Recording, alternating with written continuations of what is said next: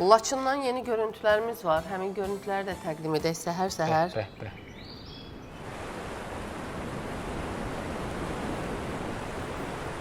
Çay kənarı.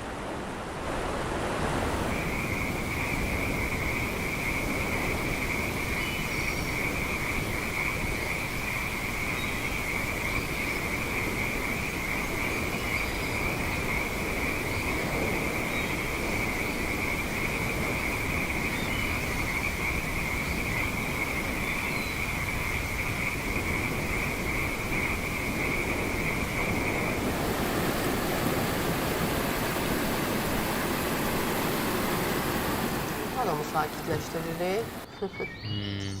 Olduqca gözəl görüntülərdə adam izlədikcə ruhu dincəlir. Bir də orada olmaq var, orada olan insanlar var.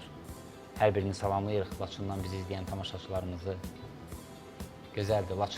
Laçına gedən dostlarımız deyir ki, yəni bölgənin İsveçrəsi ola biləcək potensiala sahib, o qədər gözəldir ki, mənzərəsi, yaradılan infrastruktur.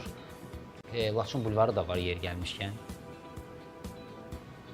İnşallah gedib görsək də canlı əla olardı və getmə imkanı da var. Hər kəs gedə bilər yəni. Elə bu gözəl görüntülərin də fonunda səhər xəbərlərinə ayrılaq. Fatma Zahiddən səhər xəbərləri gəlir. Bir qədər sonra buradayıq.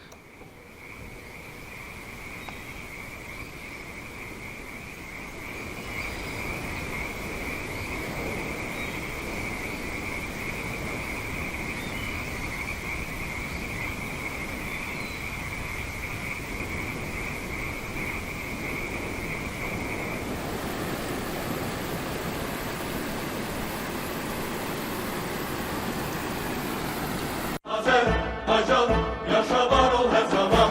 Azərbaycan, səndən alıram ilham. Azərbaycan